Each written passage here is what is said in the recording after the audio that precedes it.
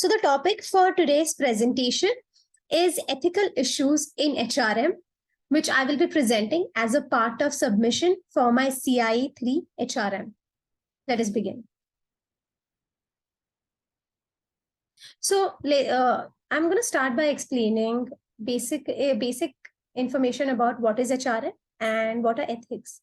So human resource are the personnel of an organization that are considered as an asset because of the knowledge, skills, and abilities they possess.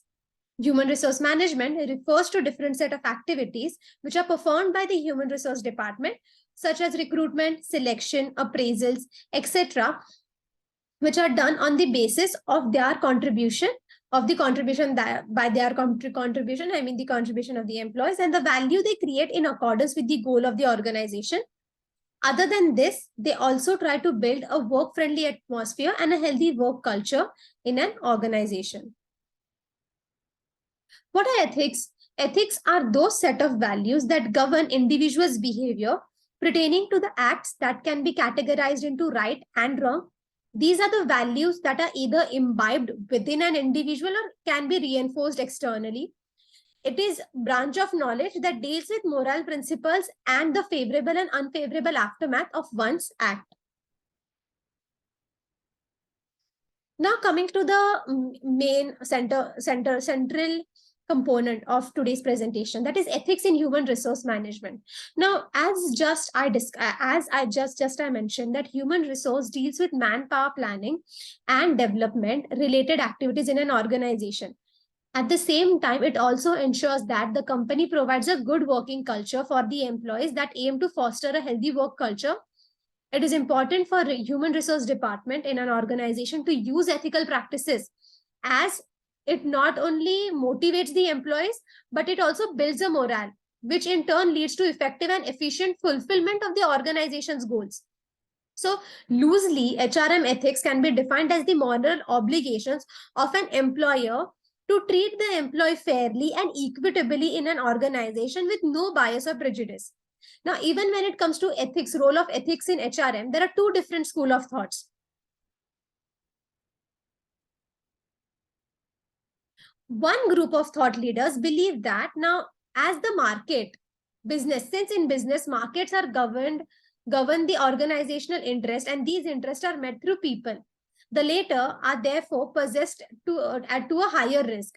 They believe that market claims profit in the name of stakeholders, and unless certain protocols and standards and procedures are not established, the same will develop into a demon or an individual monopolizing markets and crushing human capital.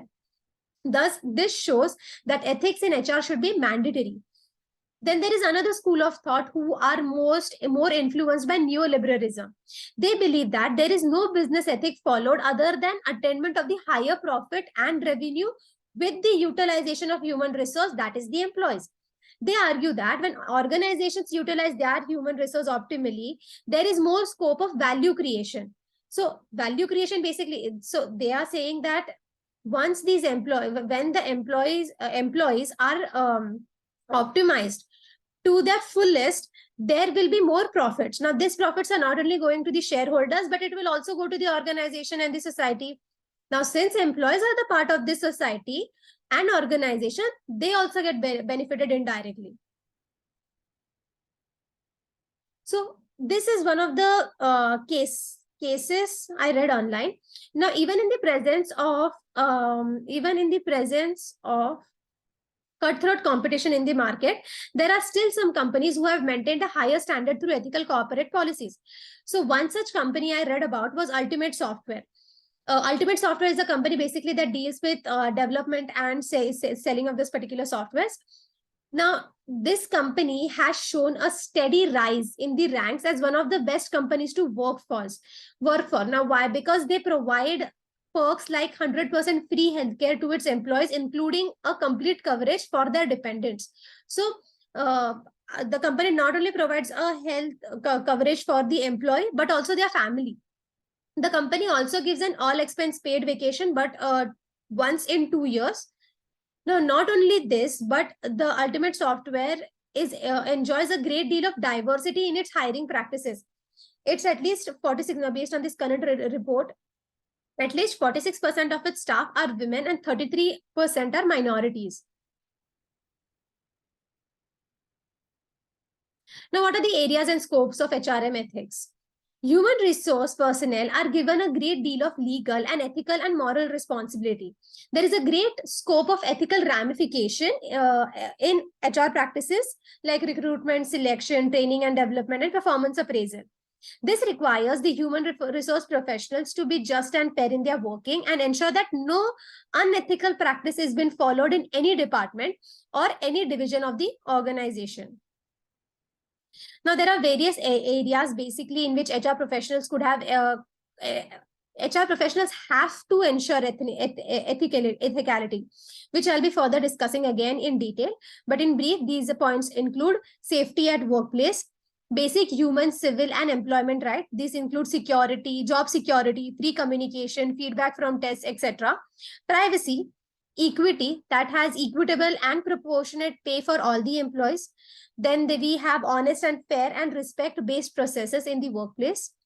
Social as well as organizational structure justice, which includes equal employment opportunities and etc. Then affirmative actions. Now, unethical practices, where most of the unethicality has been displayed by certain HR departments in certain companies. So, race, gender, and disability. Employees in many organizations are highly discriminated on the basis of gender, race, and disability.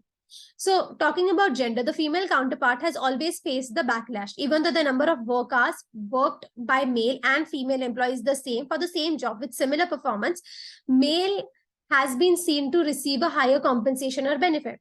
Many organizations also have a great degree of differentiation in their male to female ratio. Similarly, people belonging to different race and ethnicity who come to work in a particular organization have to face groupism. Then there are people with disabilities where even though on paper the company shows that they have employed a particular, they have a seat, they have a position for individuals with disability, they are never fulfilled. Then there is cash and compensation plans. The HR professionals are responsible for designing the pay package of every employee, including the basic salary, prerequisites, and annual incentive and bonuses. The HR personnel are under pressure to provide higher rates of base salary and annual bonuses to employees of the top management. Now, this may not coincide with what the individual deserves. So, in many companies, it has been seen that the top management people usually receive a higher compensation. Now, this differentiation, when this point is mentioned, it does not mean that it does not it is keeping in mind the fact their job positions. Even with their job positions, the top management still receives higher benefits. Performance appraisal. Performance appraisal is one of the major HR functions, and employees' performance is assessed on the basis of observation and judgment. Now, since performance appraisal has an effect on employees' career, it is necessary for the appraiser to be fair and just. But many times, the appraiser shows biases and appraise an employee more than what they deserve, or poorly appraise a deserving employee. Employment issues. Now, HR practitioners sometimes face a dilemma during the hiring and recruitment process. Now, this is something which I personally have observed quite a lot in and around my environment, in and around my surrounding, that there is always a pressure. It could be either through the employees in the company or through some political influence to hire a relative or a friend of another employer, maybe their own. Hence, such a recruitment and hiring can lead to a deserving candidate losing out an opportunity, or the organization selecting a candidate not suitable for the job. Recruiting and layoffs. While restructuring or laying off employees from the organization, the HR department should make sure that certain arrangements are made beforehand. Now, during the layoff, HR department should make sure that the employee knows about the layoff beforehand, and the salary, in certain cases, salary for 2 preceding months minimum is provided. So this is another case or a backlash or unethical practices followed by Toyota in 2010. So Toyota made a huge and unethical failure in 2010 when they basically betrayed the company's promise by ignoring the safety concerns and delaying the recall investigation so that they could save a little money. So basically what happened was in 2009 and 10, in these 2 years, the cars which were manufactured had certain defects in it, which could be very hazardous for the people purchasing the cars. But just to save their money, Toyota did, instead of calling back those cars, getting those car bags and fixing those faults, they let that be. They gave an explanation saying that after being confronted with the safety concerns regarding faulty brakes and pedals, Toyota said that phasing in sideback saved to 124 million, the cost of what it would have taken to recall and fix vehicle. They also stated that delaying a rule for tougher door locks saved them 11 millions. So, despite being ordered to appear before Congress and provide an explanation for their unethical handling of the situation, Toyota did not think that it was a big deal. Now, another case, Apple. Apple also makes an entry into the list of organizations that follow unethical practices. So these short cases or these short instances have been well documented by news article channels like BBC and other such channels. So the production of their business is a dark, horrific, and unethical one. Now, Apple manufacturer Foxconn is termed as an hell on earth for the employees. Now, conditions at this plant are so miserable that at a point, there was a point where they had to install anti-suicide nets beneath their windows because 17 employees left to their death in a protest of the horrific things that they had to endure and face on the daily basis. These are the employees which are paid less. They are expected to live in tiny cottages like domes with crammed bunk beds. They have exhausting work hours, unreasonable workload, and pressure to reduce overtime, resulting in lower paychecks. Now, these are just the few factors that came out by the as per reported by a few employees of the Foxconn. Now, how can an HR, what can an HR department do to promote ethics? So first is conducting ethics training for the HR employees.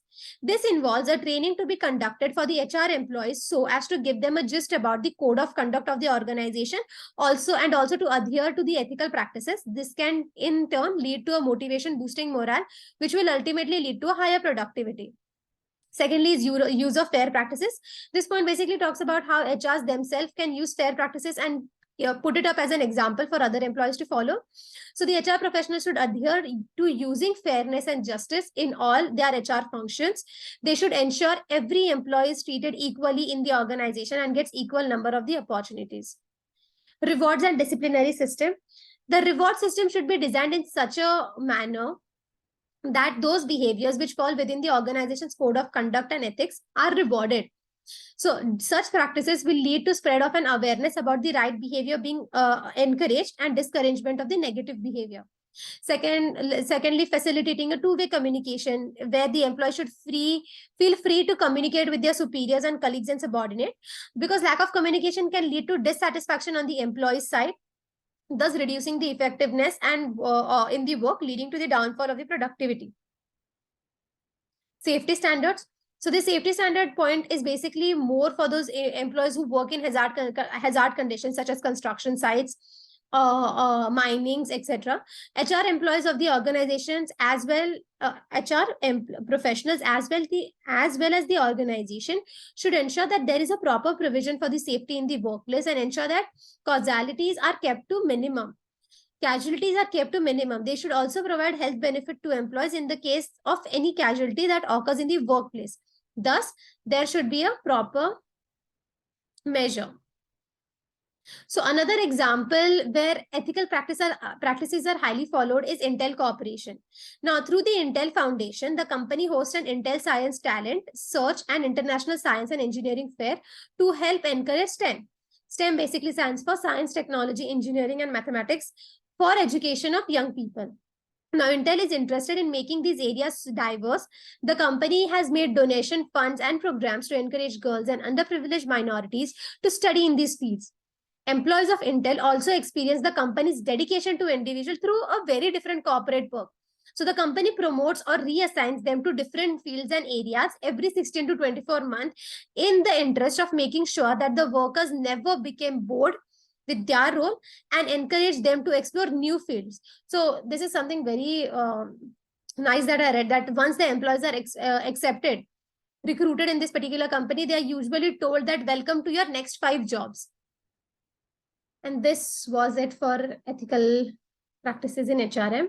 Thank you.